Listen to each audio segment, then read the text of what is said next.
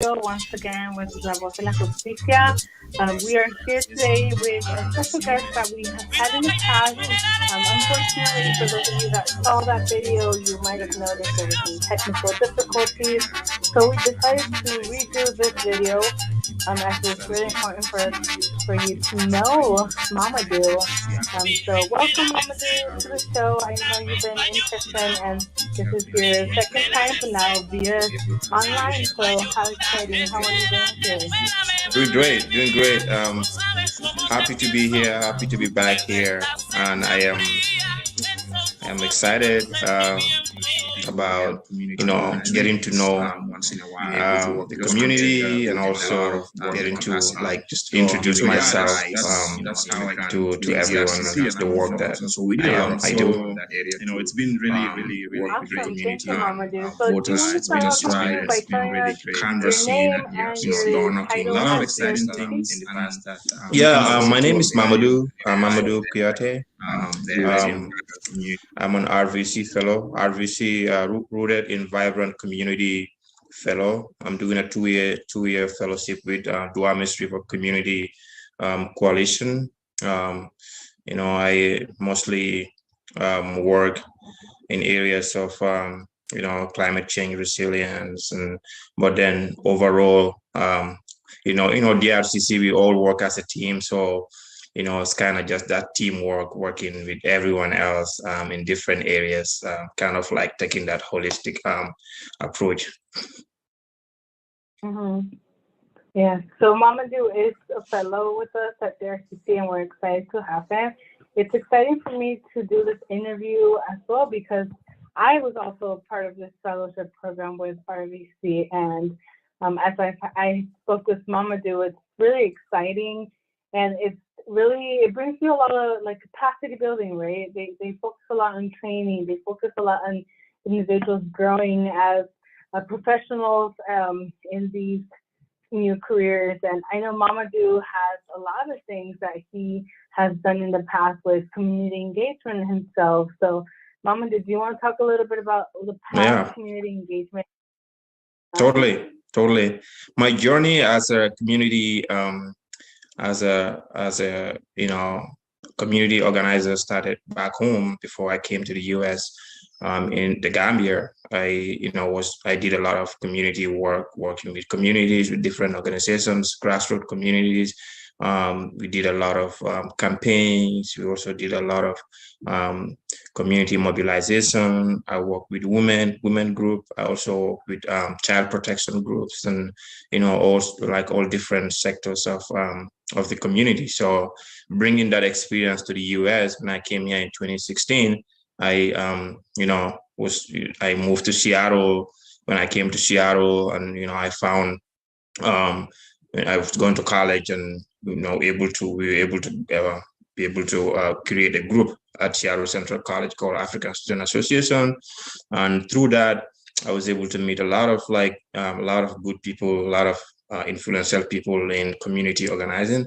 Been able to work with One America. We've done a lot of work on immigrant rights and immigrant things that immigrants need to focus on. So we did a lot of work on that area to work with the community on voters' right, and canvassing, and door knocking, a lot of things in the past that I was involved in. And then from there, rooted in vibrant community, RVC came into the picture. We started with RVC. As Maggie mentioned, RVC focuses a lot on capacity building, helping fellows build their capacities, help to support them in the areas that they need support in throughout this 2 years program, and also placing them to their host organizations, but at the same time keeping in touch with them, doing trainings once in a while to just continue building that the capacity. So yeah, that's how I came to the RCC, and I am so it's been really great. It's been really great being at DRCC. A lot of exciting things, and looking forward to a very bright future there as well. Yes, that's exciting, Mamadou. And for those of you that are listening, maybe you have experienced this or will experience it in the future. Right now, I don't know, Mamadou, if you could relate to me, but getting out of school and going straight to work, it's complicated. It's complicated to find a job. It's a lot of the times, a lot of the industries and organizations are asking for 2 years or more of experience in the related topic. And with a lot of the students, don't have that and are looking for that opportunity. And I think myself, I'm speaking for myself here, is that with the RVC, I had that opportunity to come into environmental justice field without really knowing about it. So, Mamadou, do you want to talk a little bit about that? What does environmental justice mean to you, and why DRCC? Yeah, totally, Maggie. I think that's a very good question. It's really important. The first part of your question is, going to school and being able to gain the necessary experience to be able to enter the workforce after graduation. It's really hard, but with experience, I think that's what RVC provides partly, that experience that you would need, a two-year experience that we would need as a student. And also, like, how do you navigate and also be able to like find different things that you're interested in, different things that capture your imagination and you're thinking while you're doing this fellowship. So I think fellowship is also an opportunity to find out the things that you like, the things that you find joy in, that you're passionate about. So it's like a discovery mission at the same time. So I mean, before DRCC,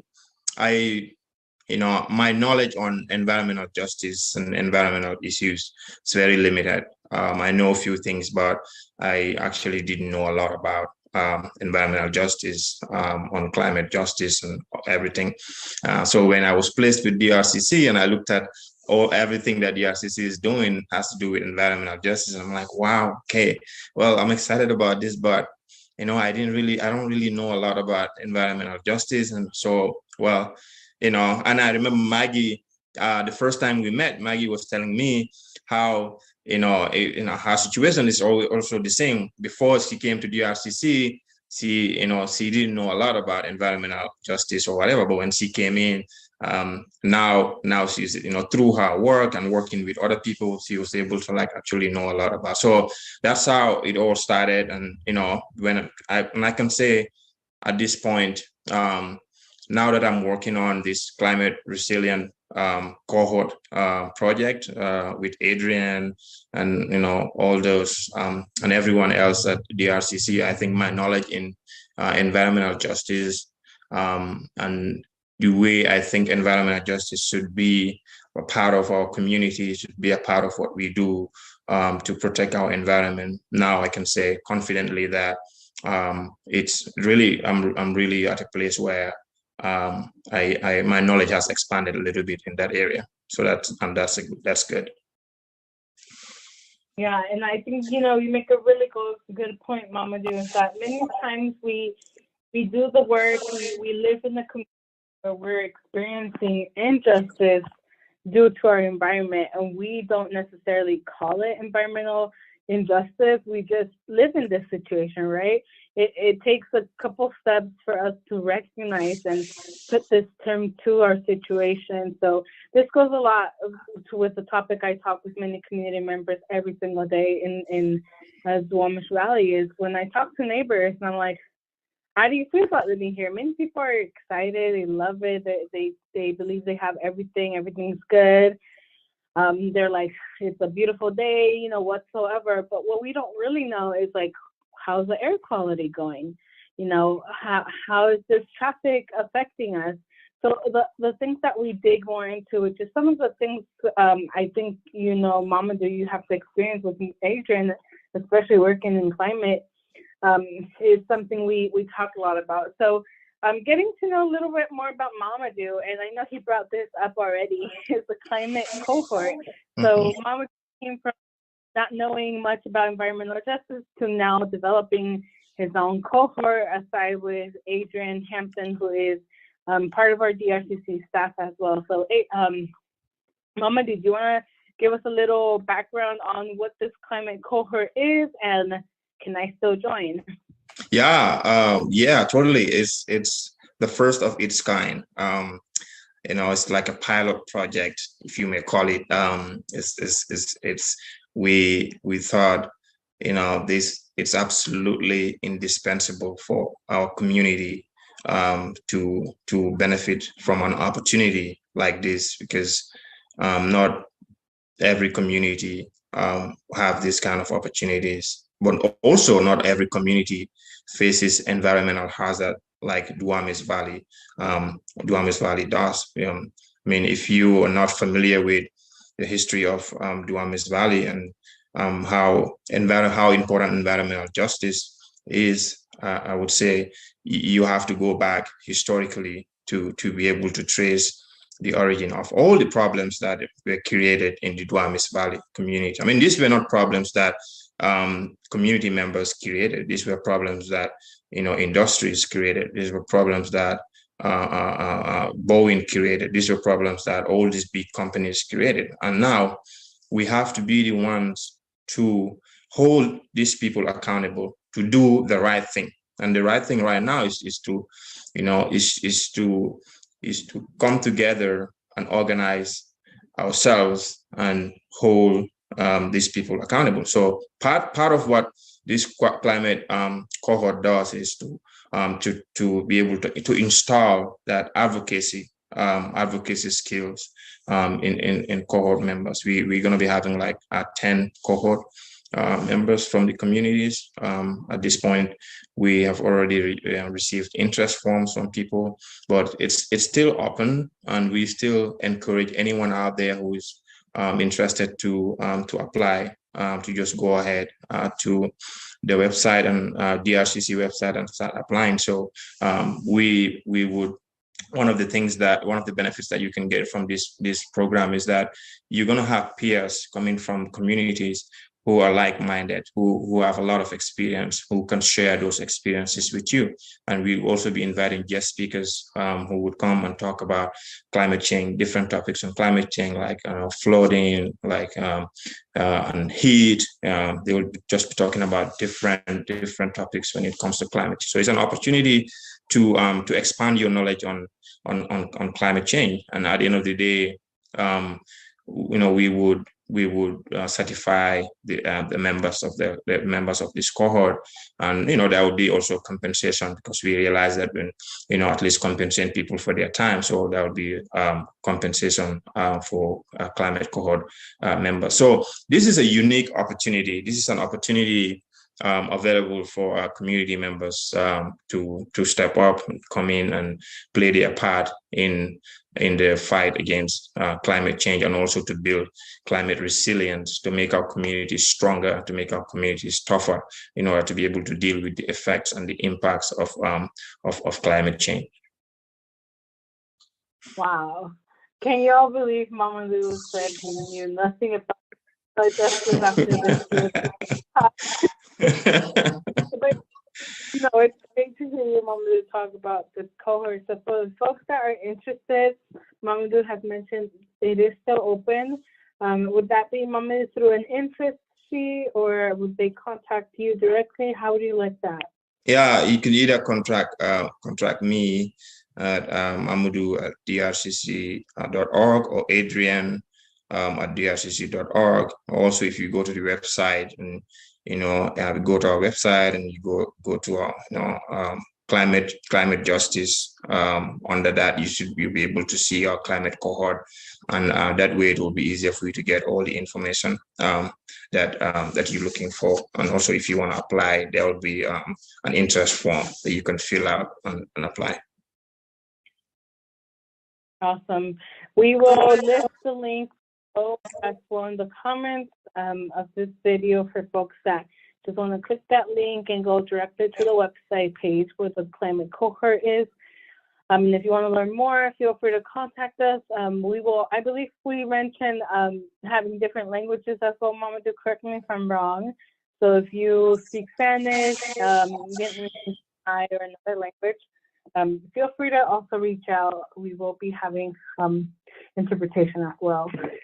All right, Mamadou, do you want to speak a little bit about what your goals are for this coming year at DRCC, and how are you liking it so far? I guess I'm loving it. I'm loving it. It's it's great. Y'all making me love this place so much, and it's a beautiful family and community. It's a great community. Community with resilience, community that is stronger and willing to, to come together to fight for what they believe in. I love this. I love that about the Duwamish community. And my goal for the next 2 years or for the next year would be to see a community that trust is built. I want to be, see a community that has a lot of trust within themselves, and also to be able to hold each other accountable, and also build relationships, personal relationships with people in the community, and also as a group. So I think that's an important aspect of the things that I would like to see happen in the next year or two, and also this climate cohort, to see it grow, to see it develop, to see people benefit from it, and not just that, but for these people to go back to their communities and give back the knowledge and the skills that they gain from this cohort, and that's another thing that I would like to see as part of my goals, working with communities. Definitely community united and all that kind of stuff. Also, Mamadou, I think, have you met the youth in person yet? The youth corps, yeah, I met the youth corps. I was there. I think their first training, the youth corps. I went there. Carmen, incredible job. He's doing an incredible job with the youth corps, and I was extremely impressed and excited when I went there.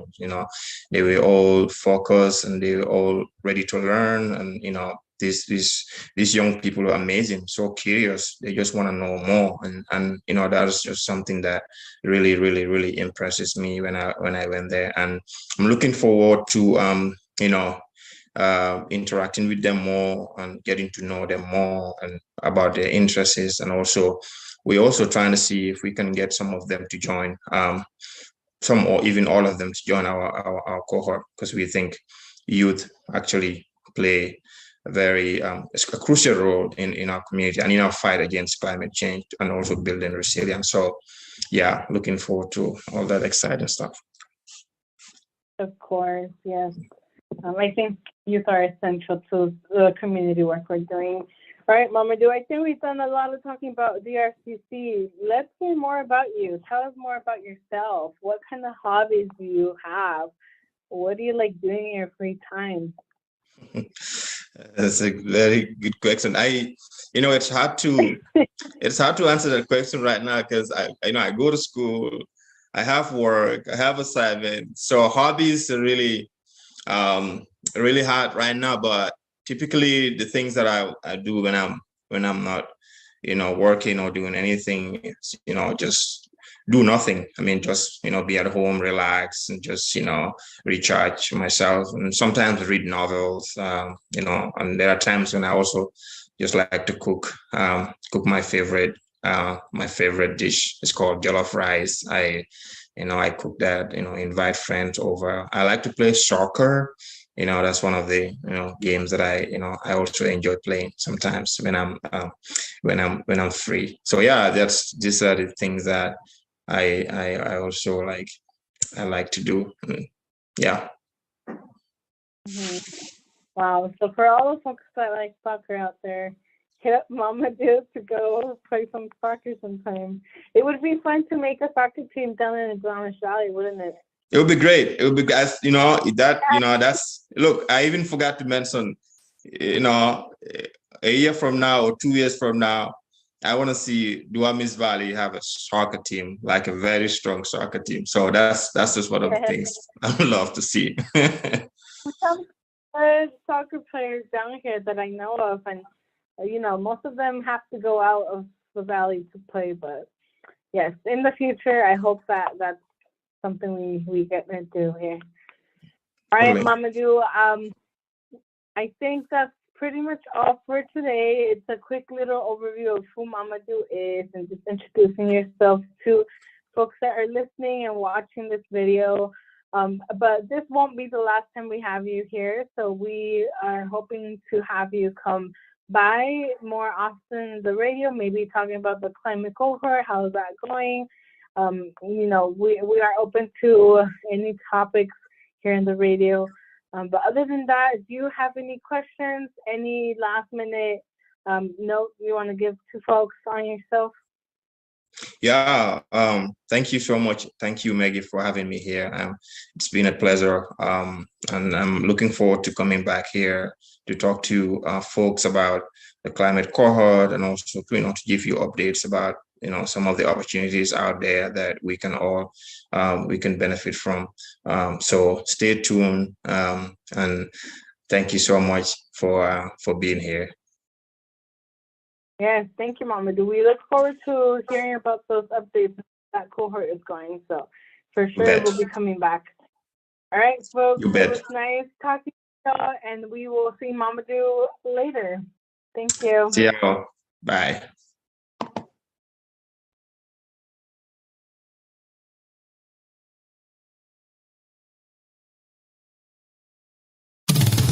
La radio te informa la hora. 11:32. La pandemia del coronavirus nos afectó a todos y muchos inmigrantes no pudimos